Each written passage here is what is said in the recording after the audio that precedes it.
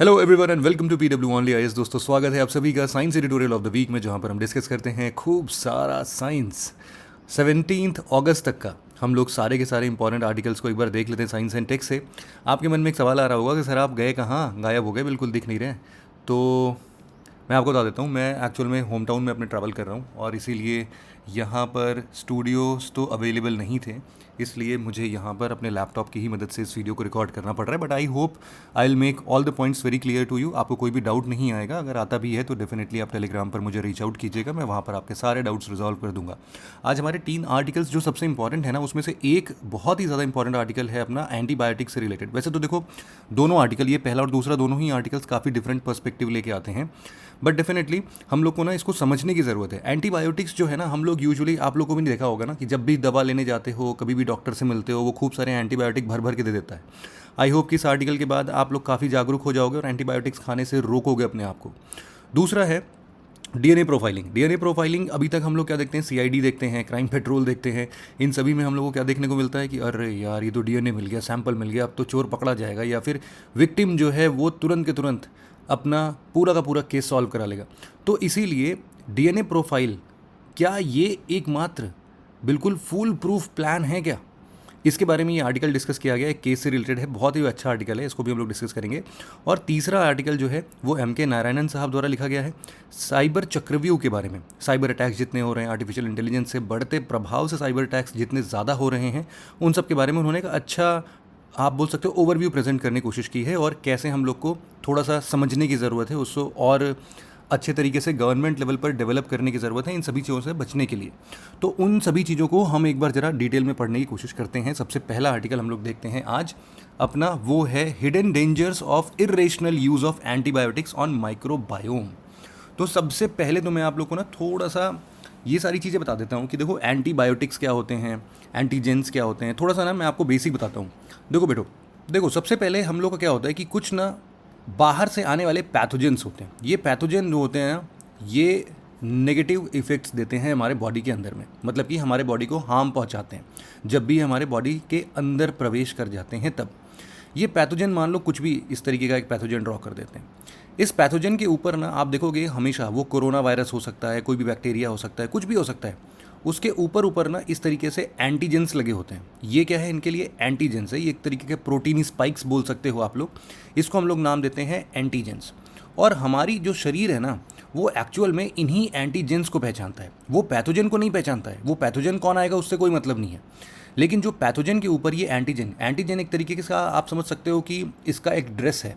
जो ये ड्रेस पहन के आता है ना, हमारा शरीर उस ड्रेस से उसको पहचान लेता है। अब इस ड्रेस में, जैसे फॉर एग्जांपल मान लो कि पाकिस्तान टेररिस्ट का एक, मान लो कोई ऑर्गेनाइजेशन है और उस ऑर्गेनाइजेशन का अपना एक ड्रेस कोड है। तो अब हमारे लिए, हम किसी पर्सन को थोड़ी ना पहचानेंगे, हम तो देखेंगे कि भाई साहब इस ड्रेस में जो भी पहना हुआ आ रहा है वो हमारे लिए आतंकवादी है ना। तो इसीलिए हम यूँ बोल सकते हैं कि पैथोजन को हमारी बॉडी रिकॉग्नाइज नहीं करती, बल्कि एंटीजेंस को रिकॉग्नाइज करती है, और इनके अगेंस्ट में हमारी बॉडी जो है, हमारा इम्यून सिस्टम जो है, वो एंटीबॉडीज़ डेवलप करता है। ठीक है, अब आप बोलोगे कि सर ये एंटीबॉडीज़ तक का तो समझ में आ गया, ये एंटीबायोटिक्स क्या होते हैं? तो देखो, ये जो मैंने अभी अभी आपको बताया है, ये तो आपके शरीर के अंदर का खुद का एक ऐसा मैकेनिज़्म है जिसको हम लोग इम्यून सिस्टम बोलते हैं। ये इम्यून सिस्टम हमेशा और हमेशा आपके आपके बॉडी को ऐसे बाहरी आक्रमण से बचाता है। ठीक है, लेकिन कई बार ऐसा होता है कि जब ये डिफीट होता रहता है या फिर ये नहीं बचा पाता है, उस केस में, या फिर हम समझ लो कि पैथोजन के तादाद इतने ज़्यादा बढ़ गए कि अब हमारा इम्यून सिस्टम उसके लिए प्रॉपर ड्यू एक्शन, एक पर्सपेक्टिव या फिर एक पर्टिकुलर टाइम जोन में नहीं ले पा रहा है। उस केस में क्या होगा कि हमें कुछ ना कुछ बाहर से दवाइयाँ खानी पड़ती हैं, मेडिसिन लेने पड़ते हैं, वैक्सीन्स लेने पड़ते हैं। तो उन्हीं सब चीज़ों में ना एक हिस्सा होता है जिसको हम लोग बोलते हैं एंटीबायोटिक्स। ये जो एंटीबायोटिक्स होता है, ये बेसिकली हमारे शरीर के अंदर जो भी हार्मफुल माइक्रो ऑर्गेनिजम्स होते हैं उनको मारने के लिए होता है, हार्मफुल माइक्रो ऑर्गेनिजम्स। लेकिन एक दिक्कत इसमें यह है ना कि ये एंटीबायोटिक्स के अंदर कोई दिमाग तो होता नहीं है, तो उनको एग्जैक्टली ये क्लियर नहीं हो पाता है कि भाई साहब कौन से हार्मफुल हैं और कौन से यूज़फुल हैं।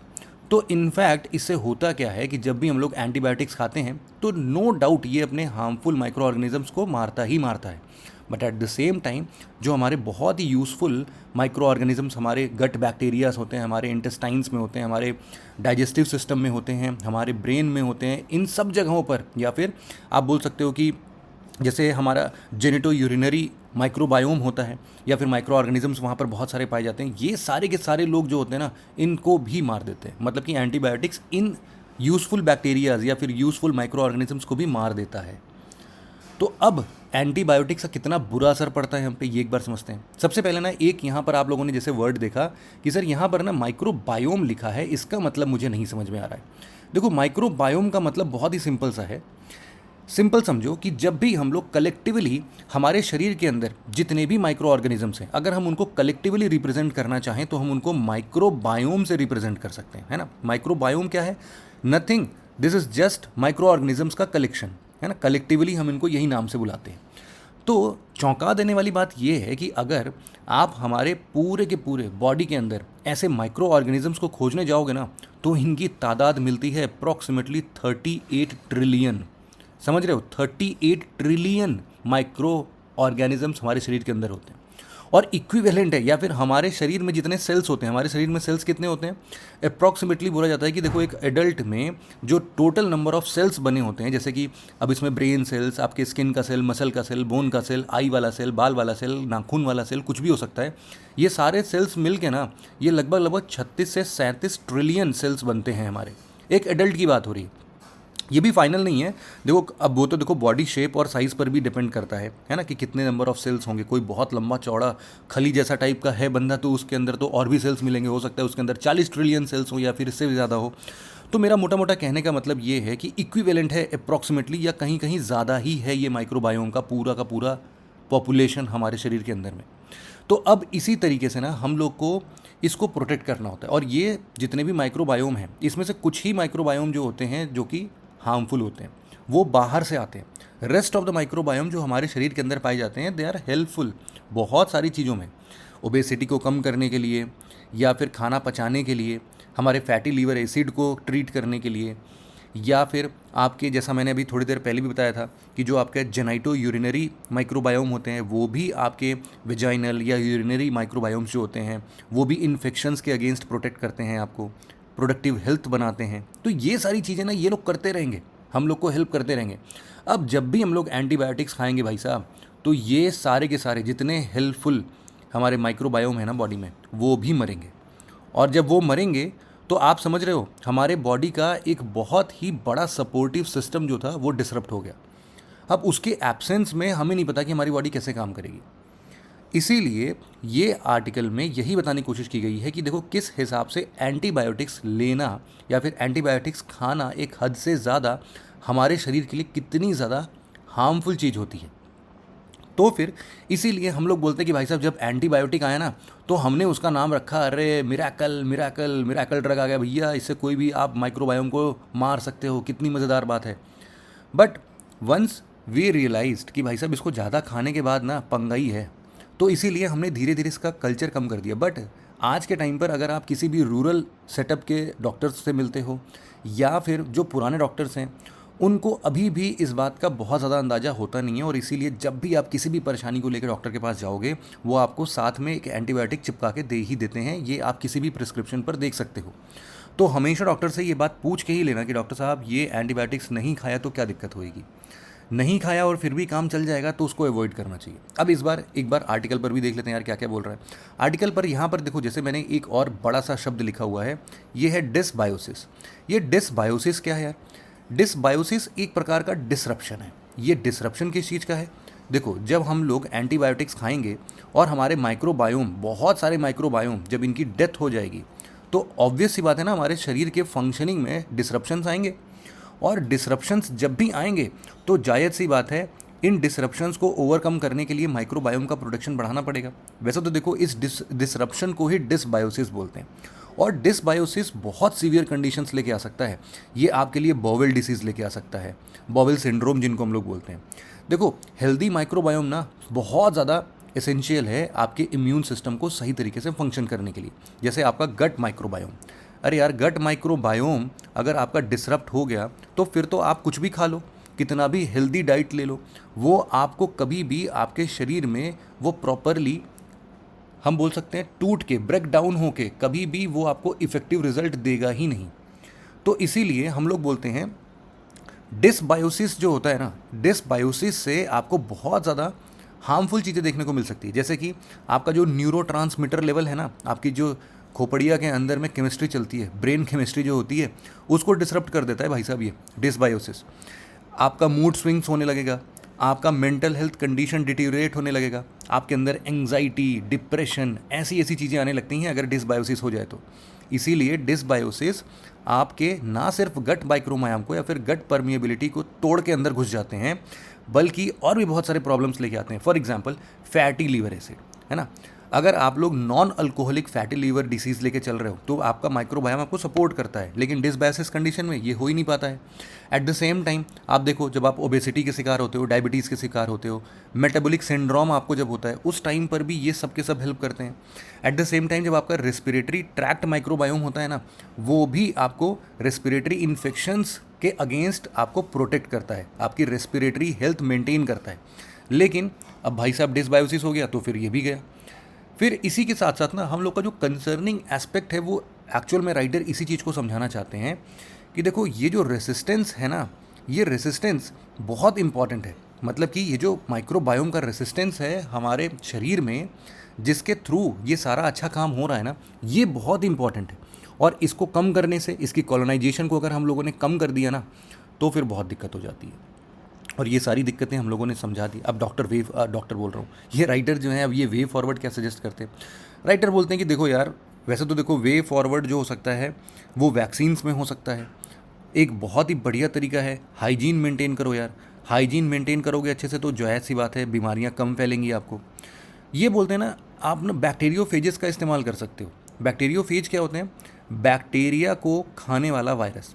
तो अब आप बोलोगे कि सर बैक्टीरिया को खाने वाला वायरस अगर इस्तेमाल करेंगे तो क्या दिक्कत है? अरे देखो, बैक्टीरिया को खाने वाले वायरस से बैक्टीरिया तो मर ही जाएगा, है ना। अब ये बैक्टीरियोफेज को ट्रेन करना पड़ेगा, क्योंकि ये तो अब सारे बैक्टीरियाज को खाने लगेगा ये भी। तो इसीलिए हम बैक्टीरियोफेजेस को ट्रेन करके हमारे शरीर के अंदर ले सकते हैं। It will act as a medicine. तो अब डॉक्टर का, फिर डॉक्टर बोल दिया यार, कोई बात नहीं। फिर राइटर का ये कहना है कि देखो, ये जो मिराकल मॉलिक्यूल की हम लोग बात कर रहे थे, मिराकल ड्रग की बात कर रहे थे, ये एक्चुअल में मिराकल तो है, बट इसका एक लिमिटेड यूज़ करना ज़रूरी है। अदरवाइज़ ये मिराकल ड्रग कब आपके पॉइजन में कन्वर्ट हो जाएगा आपको पता भी नहीं चलेगा। इसीलिए ये मेडिसिन पॉइजन या फिर मेडिसिन पॉइजन पैराडॉक्स के अंदर में आता है, और इस पैराडॉक्स से बाहर निकलने के लिए हम लोग को इसका लिमिटेड यूज़ करना है। यही आर्टिकल था, ठीक है। अगला आर्टिकल जो है हमारा वो डीएनए प्रोफाइलिंग से रिलेटेड है। ये भी बहुत ही शानदार आर्टिकल है। इस शानदार आर्टिकल में एक्चुअल में हम लोग देखो, बचपन से अभी तक ना क्या देखते आए हैं अपने टीवी चैनल्स पर, सीआईडी देखते आए हैं, क्राइम पेट्रोल देखते आए हैं। उसमें क्या होता है, मेरे तो फेवरेट है, आप लोगों को पता ही है, डॉक्टर सोलंकी, जो सीआईडी का है भाई साहब। इसने क्या किया, इन डॉक्टर साहब को तो बस क्राइम सीन से कुछ भी एक डीएनए का सैंपल मिल जाए, ये भाई साहब उससे कुछ भी कर लेते हैं, है ना। ये उसको भगवान बना देते हैं। एक्चुअल में अभी इस पूरे आर्टिकल में ऐसे ही फ़नी वे में ना इसको स्टार्ट भी किया गया है कि आजकल के इस क्राइम ड्रामा को देखते देखते हम लोग के दिमाग में ये घुस गया है कि भाई साहब अगर डीएनए मिल जाए ना, डीएनए मिल गया मतलब चोर पकड़ा गया, सिंपल सी बात है। लेकिन अभी मिड जून में मद्रास हाई कोर्ट ने इस पूरे के पूरे सेटअप को चेंज कर दिया। क्या चेंज किया? एक केस आया था जिसमें कि पहले तो लोअर कोर्ट्स में गए होंगे ये केसेस, या फिर पॉक्सो का केस था, तो उस हिसाब से ये पूरा ट्रायल चल रहा था। एक विक्टिम ने एक लड़के को, एक पर्सन को फॉल्सली एक्यूज़ किया कि उसने उसका रेप किया है, ठीक है। अब इस रेप केस में बाकी के एविडेंसेस को उतने अच्छे तरीके से नहीं देखा गया। Anyhow victim managed to show case कि भैया आप ना सीधे सीधे डीएनए टेस्ट करा लो। The child born out of it, वो क्या बता देगा कि पैटर्निटी जो है वो सही है कि नहीं। एंड एग्जैक्टली यही हुआ। जब डीएनए चेक कराया गया बच्चे का, जो भी बच्चा इस रेप से पैदा हुआ, और जो फादर था, जो एक्यूज था, जिसको बोला जा रहा था कि भाई साहब इसने रेप किया है, इन दोनों के जब डीएनए मैच कराए गए तो ये 99.9999999998% ऐसा मैच आया। तो फिर ना जजेस ने बिना सोचे समझे सीधे सीधे इस पर्सन को दोषी करार करते हुए इसके ऊपर ट्रायल स्टार्ट कर दिया, ठीक है। लेकिन इस पर्सन ने क्या किया, इसने मद्रास हाई कोर्ट में वापस से हायर जुडिशरी के पास गया ये। तो वहाँ पर हायर जुडिशरीज ने इस चीज़ को थोड़ा सा ध्यान में रखा और उनको एक बात समझ में नहीं आई कि शुरुआती दौर पर जो ये विक्टिम थी, विक्टिम ने बोला था कि ये सेक्सुअल असॉल्ट हुआ है, पेनिट्रेटिव सेक्सुअल असॉल्ट है इसके ऊपर। लेकिन बाद में वो उसने अपना थोड़ा सा डायलॉग चेंज कर दिया, मतलब वो फिर कुछ और बोलने लगी कि अरे मेरा पर्सनल रिलेशनशिप वगैरह वगैरह वाली बात आ गई। सिमिलरली जो एक हम बोल सकते हैं हम लोग लेके आते हैं ना यार सपोर्टिव रोल के लिए कि भाई साहब आप गवाह बन जाओ, तो जो विटनेस था वो भी विटनेस ने भी बात अपनी पलट दी। तो यहाँ पर मद्रास हाई कोर्ट ने ना इसको इन डेप्थ स्टडी की कि कहाँ तक हम लोग ये जो डीएनए टेस्ट कराते हैं हम लोग, ये डीएनए प्रोफाइलिंग जो हम लोग होती है, ये कितना सही होता है भाई साहब। तो एक्चुअल में कंक्लूजन तक हम लोग पहुँचेंगे, लेकिन इसके पहले आपको ये समझना पड़ेगा कि एक्चुअल में ये पूरा का पूरा डीएनए वर्क कैसे करता है। देखो बहुत ही बेसिक सी चीज़ें हैं कि हमारे शरीर के अंदर में, वैसे तो देखो इस आर्टिकल में क्या लिखा है ना कि हमारे ह्यूमन बॉडी में अप्रॉक्सीमेटली 100 ट्रिलियन सेल्स होते हैं। मैं मतलब थोड़ा सा कंफ्यूज हूँ इस चीज़ पर, क्योंकि मैंने कई सारी जगहों पर इसको क्रॉस चेक भी किया है। मुझे ज़्यादातर जगहों पर 37-38 ट्रिलियन सेल्स मिल रहे हैं। तो पता नहीं यार इसके पहले वाले आर्टिकल में जैसे हम लोगों ने माइक्रोबायोम डिस्कस किया था, क्या वो माइक्रोबायोम को कलेक्टिवली लेके 100 ट्रिलियन सेल्स वगैरह तो नहीं बोल रहे हैं, आई डोंट नो। बट हाँ, इस आर्टिकल में ऐसा ही लिखा है कि 100 ट्रिलियन सेल्स होते हैं। इस 100 ट्रिलियन सेल्स में अगर हम लोग कोई भी एक सेल निकालेंगे ना, उसके न्यूक्लियस में हम लोग को डीएनए मिलेगा ही मिलेगा। अब आप बोलोगे सर रेड ब्लड सेल्स, चलो रेड ब्लड सेल्स एक एग्जम्पशन है क्योंकि उसके पास न्यूक्लियस नहीं होता है, तो रेड ब्लड सेल्स हटा दो, कोई बात नहीं है। लेकिन इसके अलावा हमारे बॉडी के कोई भी सेल अगर आप लेके आते हो जिसके अंदर न्यूक्लियस पाया जाता है, तो उसके अंदर आपको डीएनए मिलेगा ही मिलेगा। अब ये जो डीएनए है ना, ये ही डीएनए हमारे पूरे के पूरे कैरेक्टरिस्टिक्स को आइडेंटिफाई करने में काम आता है। जैसे कि आप लोग को मैं अगर बताऊं कि इस डीएनए में जब आप लोग न्यूक्लियस के अंदर जो ये हमारा डीएनए होता है ना, ये बेसिकली क्रोमैटिन शेप का होता है, क्रोमैटिन शेप का। आप ऐसा बोल सकते हो जो आप लोग पतंग उड़ाते टाइम मांझा देखते हो ना, वो उलझा हुआ मांझे जैसा होता है, ऐसे ऐसे ऐसे ऐसे ऐसे ऐसे। लेकिन जब भी सेल डिवाइड होने लगता है तो ये क्रोमोजोम्स के शेप में आ जाता है ना, ये क्रोमोजोम के शेप में आ जाता है। तो ऐसे टोटल 23 पेयर्स ऑफ क्रोमोजोम्स बनते हैं इससे। अब इसमें से अगर हम एक को वाइडली ओपन करके देख रहे थे तो हमें दिखा कि ये जो एक धागा था, इस धागे को थोड़ा सा और जूम करके देखा गया तो ये किसी प्रोटीन स्ट्रक्चर के ऊपर लिपट लिपट के खुल रहा है ना।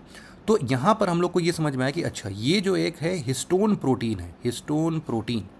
ये हिस्टोन प्रोटीन एक्चुअल में इसका फंक्शन इतना ही है कि ये जो हमारा धागा है, ये जो धागा है ये बेसिकली क्या है, ये हमारा डीएनए ही है। ये जो डीएनए है ना, ये उलझे ना, इसको उलझने से रोकने के लिए यहाँ पर हिस्टोन प्रोटीन का इस्तेमाल किया जाता है हमारे शरीर के द्वारा। ऑटोमेटिक है भाई, ये सब चीज़ें हम नहीं करते। तो हिस्टोन प्रोटीन जो है ना, वो हमारे आपके पड़ोसी के किसी के भी कोई भी ह्यूमन उठा लो, उन सब में ना हिस्टोन प्रोटीन तो आपको सेम ही मिलेगा। और इनफैक्ट ह्यूमन ही नहीं, बाकी सब जगहों पर कोई भी डीएनए उठाओगे सब जगह हिस्टोन प्रोटीन सेम मिलता है। अब मुद्दा आता है कि डीएनए कितना सेम है यार। तो देखो चौंका देने वाली बात ये है, चलो पहले तो इसको ही ओपन करते हैं। इसको एक बार हम लोगों ने और ओपन किया तो हमें पता चला कि ओ ये तो डबल स्ट्रैंडेड है। और इस डबल स्ट्रैंडेड में हमारे पास कुछ नाइट्रोजन बेस पेयर्स हैं। यहाँ पर इन नाइट्रोजन बेस पेयर्स का अलग अलग नाम रखा गया, ATCG, adenine, thymine, cytosine, guanine. और इनके ना अलग अलग पेयर्स होते हैं। अब जैसे बाइनरी लैंग्वेज में हम लोग 0 और 1 लिखते हैं ना, और 0 और 1 से तो सोचो पूरा का पूरा programming system, pictures, videos, in fact जो आप ये वीडियो देख रहे हो ना बेटा, ये भी 0 और 1 के ही शेप में आ रहा है आपके पास। वो तो सारी की सारी इनक्रिप्शन और डिक्रिप्शन की बात होती है।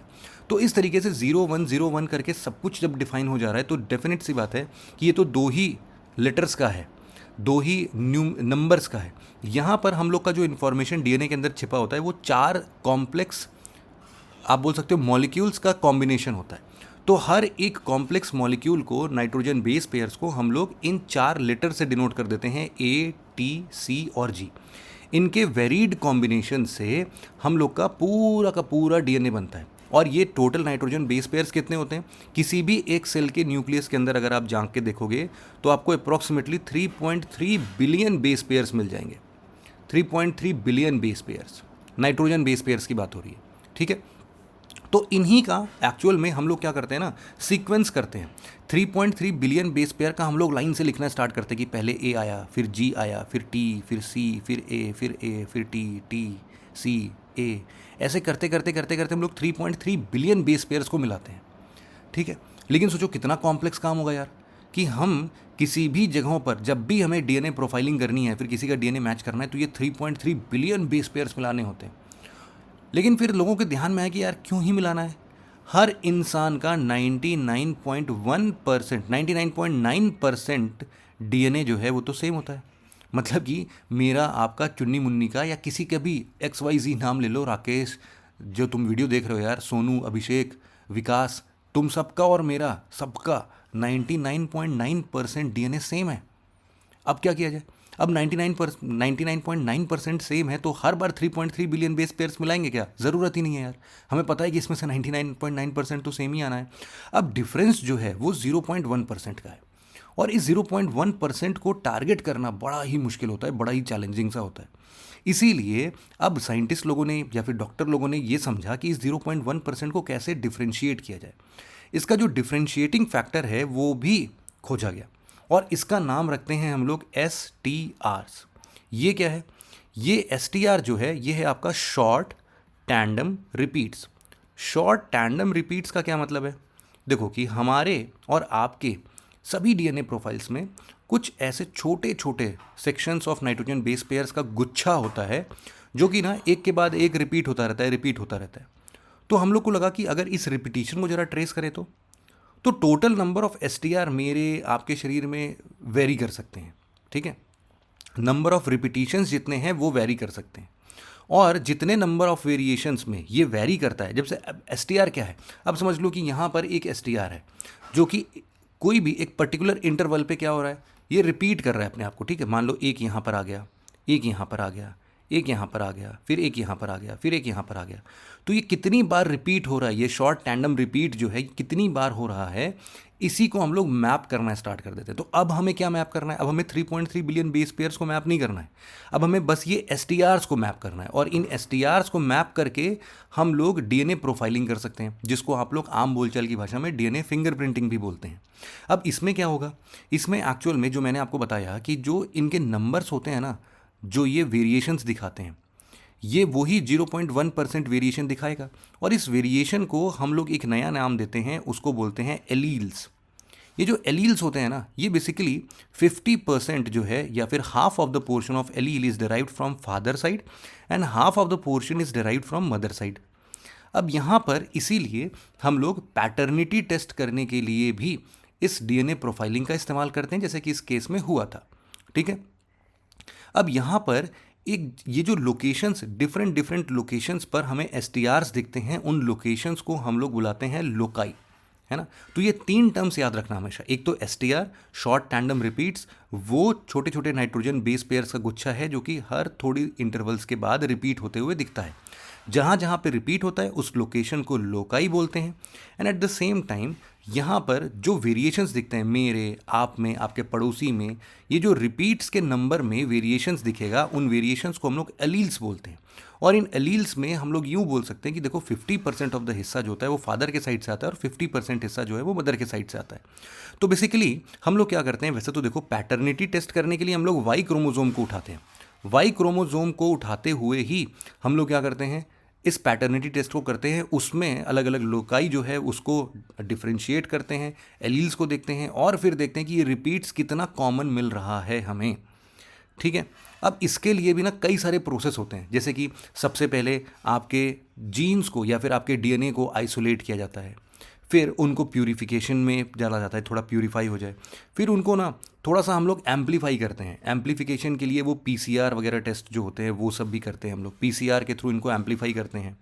फिर कोई एक स्टैटिस्टिकल एनालिसिस के थ्रू आता है और रिपीट्स को मॉनिटर करता है। इन मॉनिटर स्टैटिक्स को एनालाइज करने के बाद प्रॉपरली इंटरप्रेट किया जाता है कि भाई साहब ये जो निकल रहा है डीएनए प्रोफाइल का मैच, मतलब कि एक वो जो कि क्राइम सीन पर मिला हो, कुछ भी हो सकता है ना, ये क्राइम सीन हमारे बाल के टुकड़े हो सकते हैं, सलाइवा हो सकता है, स्पर्म हो सकता है, या फिर हमारे शरीर का कोई एक सेल हो सकता है, स्किन का टुकड़ा हो सकता है, कुछ भी हो सकता है। तो ये सब के सब जो भी चीज़ें मिल रही हैं इनको मैच किया जाएगा उस क्राइम करने वाले पर्सन के साथ में, उसका डीएनए कहीं से भी हम लोग एक्सट्रैक्ट कर सकते हैं अगेन। तो इन दोनों ही चीज़ों को जब मैच किया जाता है तो डीएनए प्रोफाइलिंग में यही एसटीआर के रिपीट्स को मैच किया जाता है कि कितना मैच कर रहा है, और जिसका जिसका मैच कर जाता है उसको भी हम लोग एक्चुअल में यूँ नहीं बोल सकते कि अरे ये तो मैच कर गया, ऐसा नहीं होता, हुर्रे वो वाला सिचुएशन नहीं आता। एक्चुअल में यहाँ पर मद्रास हाई कोर्ट ने इसके बारे में भी पूरा डिटेल दिया और बताया कि देखो इसके ना 3 पॉसिबल आउटकम्स आ सकते हैं। कौन कौन सा?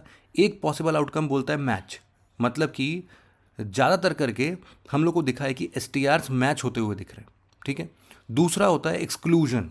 एक्सक्लूजन का मतलब क्या होता है? एक्सक्लूजन में क्या होता है कि कंपैरिजन जब भी हम लोग करते हैं तो उसमें दोनों सैंपल्स के बीच में अलग अलग सोर्सेस में डिफ्रेंसिएशंस देखने को मिलते हैं।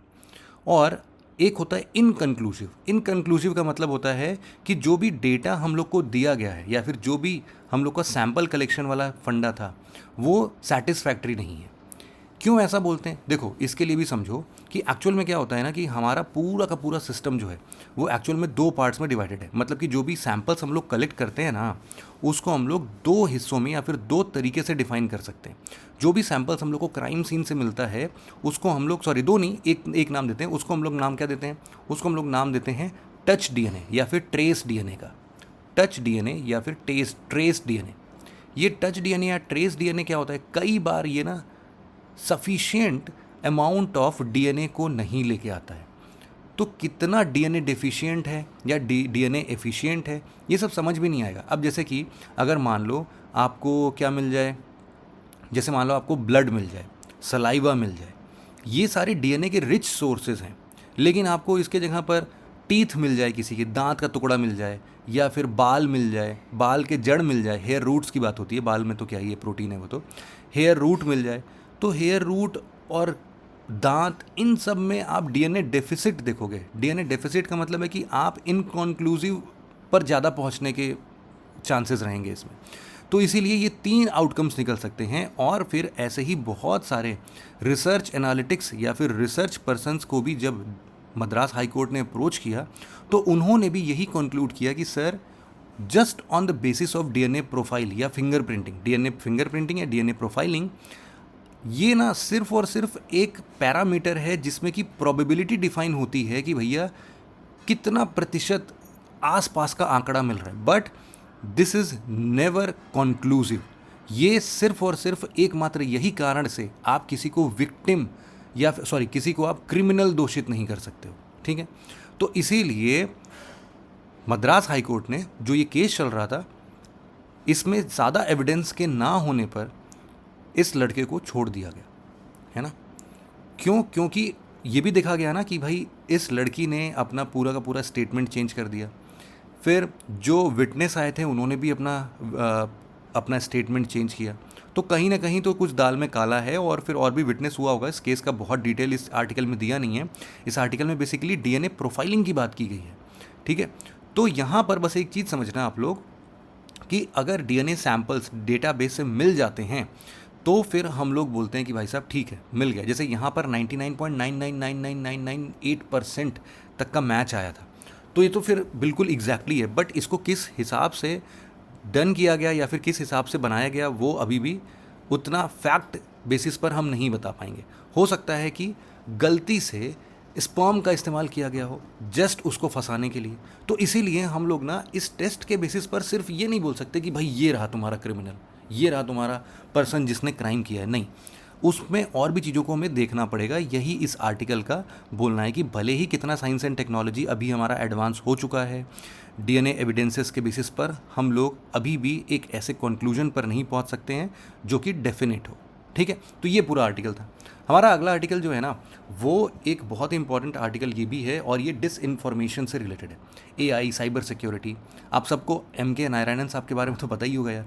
ये फॉर्मर डायरेक्टर रहे हैं इंटेलिजेंस ब्यूरो आईबी के, और इसके पहले नेशनल सिक्योरिटी एडवाइज़र भी रहे हैं, और पहले वेस्ट बंगाल के गवर्नर भी रहे हैं। तो इन्होंने ये आर्टिकल लिखा है कि देखो जिस हिसाब से आज के टाइम पर आर्टिफिशियल इंटेलिजेंस की बात कर लो या फिर आर्टिफिशियल इंटेलिजेंस की बात कर लो या फिर आप जनरेटिव एआई की बात कर लो या फिर आर्टिफिशियल जनरल इंटेलिजेंस की बात कर लो, कुछ भी कर लो, जो साइबर थ्रेट्स है ना उसका आप बोल सकते हो आंकड़ा धीरे धीरे बढ़ रहा है, उसकी तादाद धीरे धीरे बढ़ रही है और उसका पावर भी धीरे धीरे बढ़ रहा है। क्यों? क्योंकि आज के डेट में इनका यही बोलना है कि देखो ऐसे ना कई सारे केसेस आपको देखने को मिलेंगे, पुराने ज़माने में भी देखने को मिलेंगे, और आज के टाइम पर जिस हिसाब से आर्टिफिशियल इंटेलिजेंस ग्रो कर रहा है, इससे साइबर अटैक्स और भी डिवास्टेटिंग हो सकते हैं। इन्होंने थोड़ा सा प्रेज़ किया है 33rd समर ओलंपिक्स को, जो कि फ्रांस में हो रहा था। उन्होंने बताया कि देखो जुलाई अगस्त 2024 में जब ये इवेंट हुआ है तो इस पूरे जगहों पर कोई भी ऐसा एक्ट ऑफ साइबर अटैक नहीं देखा गया, जिसके थ्रू बहुत ही अच्छे तरीके से इन्होंने इस पूरे चीज़ों को मैनेज किया होगा। लेकिन 2024 इसके अलावा बहुत सारी चीज़ों से घिरा हुआ है, जैसे कि ताइवान के इलेक्शंस थे। ताइवान के इलेक्शंस में ना जो भी फेक पोस्ट का इस्तेमाल किया गया, फेक वीडियोस का इस्तेमाल किया गया, वाइड स्प्रेड इनको फैलाया गया, जिससे कि लोगों के अंदर कन्फ्यूजन डेवलप हो सके और उनको वोट करने में एग्जैक्ट पता ना चल पाए किसको वोट करना है, मतलब कि कन्फ्यूज़ कर देना लोगों को। आर्टिफिशियल इंटेलिजेंस का इस्तेमाल किया गया कई जगहों पर। सिमिलरली इसी तरीके से डीप फेक्स का आप लोगों ने कहानी सुना ही होगा। इनफैक्ट जो भी डिजिटली हम लोग वीडियो को मैनिपुलेट कर देते हैं उसको लोग अभी भी नहीं समझ पाते। जो हमारी वीडियो एडिटिंग हम लोग करते हैं, मैनुअली करते हैं, वो तो चलो बहुत ही शानदार होता है, लेकिन आज के डेट पर जो आर्टिफिशियल इंटेलिजेंस लाइक सोरा है, वो जो वीडियो डेवलप करता है उसके बेसिस पर भी लोग आइडेंटिफाई नहीं कर पाएंगे। तो इसीलिए ये बोलते हैं कि देखो by the development of artificial intelligence हमारा साइबर अटैक का जो आप बोल सकते हो कि एक दायरा है वो काफ़ी हद तक बढ़ गया है, और एट द सेम टाइम जो जितना वो डिवास्टेटिंग होता ना वो भी मल्टीपल फोल्ड्स इंक्रीज़ हो चुका है। तो इसीलिए अब ये हमारे लिए एक नई चैलेंज है जिसके थ्रू सभी गवर्नमेंट को मिलकर काम करना चाहिए। फिर उन्होंने ना कई सारे एग्जांपल्स दिए, जैसे कि यूक्रेन के कॉन्फ्लिक्ट को इन्होंने बताया। यूक्रेन का कॉन्फ्लिक्ट में इन्होंने बताया कि देखो कई बार एआई इनेबल्ड डिसरप्शंस किए जाते हैं, कई बार दूसरों को डिसएडवांटेज पोजीशन पर शो करने के लिए साइबर अटैक्स परफॉर्म किए जाते हैं, क्रिटिकल इंफ्रास्ट्रक्चर को डिसरप्ट किया जाता है, उनके टेलीकम्युनिकेशन, उनके पावर ग्रिड पर हमला किया जाता है, जिससे कि हम इस मिसकम्युनिकेशन को स्प्रेड कर सकें। और सिर्फ इतना ही नहीं, थोड़ा हिस्ट्री में जाके अगर हम लोग देखते हैं तो वहाँ पर और भी अच्छे वो देखने को मिलते हैं। इन्होंने एक एग्जाम्पल दिया, जैसे कि अभी कुछ दिन पहले माइक्रोसॉफ्ट ग्लिच का एक आया था। एम.के. नारायणन साहब का बोलना है कि देखो ये कोई साइबर अटैक नहीं है, आई अंडरस्टैंड, लेकिन आप देखो कि इससे कितना बड़ा डिवास्टेशन हुआ था। हम लोगों ने देखा कितने सारे फ्लाइट्स कैंसिल हो गए भाई, दुनिया भर के फ्लाइट्स हम लोगों ने देखा, लोगों ने चिट्ठियों मतलब टिकट्स को हाथ से लिख लिख के पैसेंजर्स को दिए थे। इसके अलावा हम लोगों ने ये देखा कि उस टाइम पर कितने सारे लैपटॉप्स जो कि माइक्रोसॉफ्ट विंडोज़ का इस्तेमाल करते थे वो सब के सब बंद हो गए। अरबों खरबों का नुकसान हुआ उस दिन, सिर्फ थोड़े टाइम के लिए अगर ये बंद हुआ। तो ये बताना चाहते थे कि देखो ये लेवल समझो, अगर साइबर अटैक किसी दिन हुआ ना तो इतने ही बड़े लेवल का आपको प्रॉब्लम झेलने को मिल सकता है। तो ये जस्ट एक एग्जाम्पल दे रहे हैं, ये भले ही साइबर अटैक नहीं है फिर भी। इसके अलावा ये बोल रहे हैं कि देखो हम लोग को 2017 का वानाक्राई रैंसमवेयर अटैक नहीं भूलना चाहिए। देखो रैंसमवेयर बहुत ही कॉमन वर्ड है, रैंसम मतलब होता है फिरौती, और वेयर जो वर्ड है ये डिराइव किया गया है मालवेयर से, और मालवेयर जो है वो अपने आप में डिराइव किया गया है मलेशियस सॉफ्टवेयर से। तो मलेशियस सॉफ्टवेयर जो आपके कंप्यूटर सिस्टम पर जाके कुछ ना कुछ डिसरप्शंस लेके आए, जिससे कि आपके कंप्यूटर के नॉर्मल फंक्शनिंग हैम्पर हो, उसको हम लोग बोलते हैं मलेशियस सॉफ्टवेयर या मालवेयर। और इसी मालवेयर का एक प्रकार है रैंसमवेयर, जिसमें कि क्या करते हैं कि आपके सिस्टम का जितने भी इंपॉर्टेंट फाइल्स हैं ना उन सब को इनक्रिप्ट कर देते हैं। इनक्रिप्ट का क्या मतलब है, जैसा कि मान लो आपके एक फ़ोल्डर था, उस फोल्डर का नाम था सुरेश, बहुत इंपॉर्टेंट फाइल था। अब इस फोल्डर का नाम उन्होंने इनक्रिप्ट करके 0#12AC9 कर दिया है, और इसी तरीके से पता नहीं कितने सारे फाइल होंगे। अब आप उसमें से कैसे खोज पाओगे भाई साहब कि ये सुरेश नाम वाला फोल्डर यही है। At the same time Suresh के अंदर भी जितने सारे फाइल्स वीडियोस थे उनको भी इनक्रिप्ट कर दिया गया होगा, तो वो सब भी डेटा जो है वो भी सब आड़े तिरछे दिख रहे होंगे, कुछ नहीं समझ में आएगा आपको। तो अब वो क्या बोलते हैं कि भैया मेरे पास डिक्रिप्ट करने के लिए एक की है, मैं आपको डिक्रिप्ट करने की की तो दे दूंगा, लेकिन इसके बदले में मेरे को चाहिए खोखा, पेटी। वो कुछ भी डिमांड कर सकते हैं, पैसे मांगते हैं वो। इसको क्या बोलते हैं हम लोग, रैंसमवेयर बोलते हैं। तो ये जब 2017 में वानाक्राई रैंसमवेयर हुआ था तो कम से कम ढाई लाख भी क्या, मतलब लगभग 2,30,000 के आसपास कंप्यूटर्स जो थे 150 कंट्रीज़ के अफेक्टेड हुए थे। सिमिलरली एक बार ना ऐसे ही ऑयल कंपनीज़ को टारगेट किया गया था शामून कंप्यूटर वायरस के द्वारा। यहाँ पर जितने भी आरामको सऊदी अरेबिया की कंपनी है, रासगैस कतार की कंपनी है, ये बोला जाता है हिस्ट्री का बिगेस्ट हैक रहा था, जो कि ऑयल कंपनीज़ को टारगेट करके उनके डेटा को हैक करने की कोशिश की गई थी। सिमिलरली एक पेटिया मालवेयर्स था, जिसने कि बैंक्स और इलेक्ट्रिसिटी ग्रिड्स को यूरोप में, यूनाइटेड किंगडम में, यूएस में, ऑस्ट्रेलिया में, इन सब जगहों पर अटैक करने की कोशिश की थी। 2010 में एक स्टक्सनेट के नाम से एक अटैक हुआ था, स्टक्सनेट अटैक। ये जो था इसमें 2 लाख से ज़्यादा कंप्यूटर्स इम्पैक्टेड थे। बहुत ज़्यादा तो मतलब फिजिकली डिग्रेड हो गए थे, इतने ख़राब हो गए थे। इसको बेसिकली ईरान न्यूक्लियर प्रोग्राम थोड़ा सा वहाँ को टारगेट करते हुए इसको लगाया गया था, स्टक्सनेट को डिज़ाइन किया गया था, और अभी भी पकड़ में नहीं आए थे ये लोग कि कौन किया था इसको। तो राइटर का यही बोलना है कि देखो साइबर थ्रेट जो है ना वो बढ़ते जा रहा है दिन पर दिन, और इस साइबर थ्रेट को कम करने के लिए हम लोग को बहुत सारी चीज़ों को प्रिपेयर होने की ज़रूरत है। सिर्फ फायरवॉल या एंटीवायरस डिफेंस सिस्टम बना लेने से सारा काम नहीं होगा। हम लोग को एक स्टेज आगे जाके एआई डायरेक्टेड थ्रेट्स को भी थोड़ा सा देखना पड़ेगा। इन्होंने कुछ और चीज़ों का नाम लिया है, जैसे कि एक होता है फिशिंग मछली पकड़ने वाली फिशिंग नहीं है ये PHISHING है। ये फिशिंग जो है ये बेसिकली किसी भी कस्टमर आईडी के डेटा इन्फॉर्मेशन को, उनके पर्सनल इन्फॉर्मेशन को चुराना बोलते हैं। उनका आईडी कार्ड या फिर पैन का डिटेल ले लो, या फिर उनका बैंक डिटेल सारा ले लो, उनका ATM का पिन चुरा लो, इन सब चीज़ों को फिशिंग बोलते हैं। सिमिलरली एक होता है स्पैमिंग का मतलब होता है कि अनसॉलिसिटेड कॉमर्शियल मैसेजेस भेज भेज के आपको किसी एक लिंक पर क्लिक कराना, जिससे कि आपकी सारी की सारी जो भी डिटेल्स हैं वो उन तक पहुंच सके। एक आइडेंटिटी थेफ्ट होता है, जिसमें मान लो आपका आधार कार्ड का पूरा तबका है, वो आधार कार्ड का पूरा डेटा चुरा लेंगे। तो ऐसे कई सारे थ्रेट्स हो सकते हैं। तो बोल रहे हैं कि डिजिटल बुलिंग से बचने के लिए ना हम लोग को थोड़ा AI डायरेक्टेड थ्रेट्स को मेंटेन करते हुए सभी देशों की सरकार को मिलजुल के इसके लिए एक प्रॉपर प्लानिंग करनी चाहिए, और कुछ रोबस्ट इंफ्रास्ट्रक्चर डेवलप करना चाहिए ऐसे थ्रेट्स को बचने के लिए। इसी को बोल रहे हैं वो साइबर चक्रव्यूह, और साइबर चक्रव्यूह से बाहर आने के लिए वो बोल रहे हैं। तो यही पूरा आज का आर्टिकल था। आई होप कि आपको तीनों के तीनों आर्टिकल समझ में आ गए होंगे। अगर आपको कोई भी डाउट आता है तो मैं अभी ये PDF अपलोड कर दे रहा हूँ यहाँ पर, आप लोग इसको ज़रूर से देख लेना, और यहाँ पर जो भी डाउट्स आते हैं आप यहाँ पर पूछ लेना। आज के लेक्चर में बस इतना ही था। Thank you very much for listening it very patiently friends. Have a nice day.